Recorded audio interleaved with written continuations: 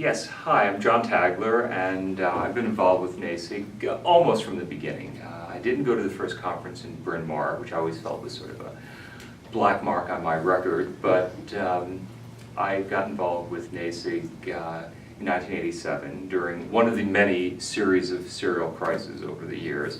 So serial crises have come and gone for many, many years, many times.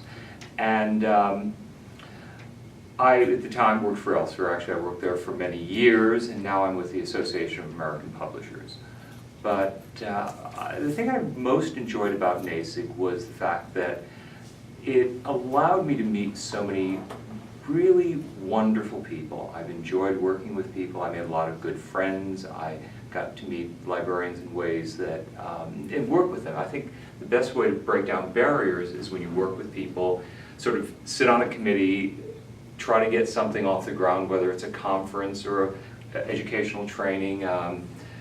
Sort of sweat with them is, you know, it's you're sitting in outside, there's no air conditioning, or you're sitting in a meeting room where there's no air conditioning. Speakers don't show up, equipment doesn't move, doesn't work, and very often it's shared experience. And it breaks down barriers. It also allows you to see their perspectives, better understand what they're doing, what their businesses or their libraries are about. Also vendors, there were many vendors involved in NASIG early on, and that was yet another eye-opening experience. So it really was an unusual forum where publishers, vendors, and librarians got together in an informal setting, worked together, and collaborated. And actually, NASIG was really, if you look at the programs from, let's say, the late 80s into the mid-90s, they really were at the forefront of a lot of issues. The programs included a lot on technology development, electronic and digital publishing.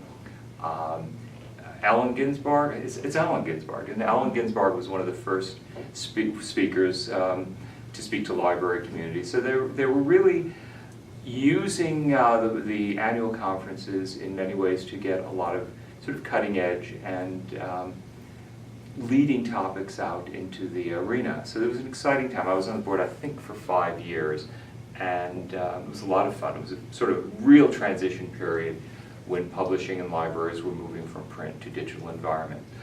But I have a lot of happy memories, and many of the librarians that I'm friends with now are friendships that were started and sort of nurtured during those early days. And I look back very fondly in some wonderful conferences in some wonderful cities like Vancouver and Albuquerque and Providence, beautiful campuses. I have to say, perhaps moving to hotels, while logistically and practically more easy to administer, does kind of break down the tradition of the college campuses and seeing what it was like to be at Brown or UBC or Claremont colleges and so forth.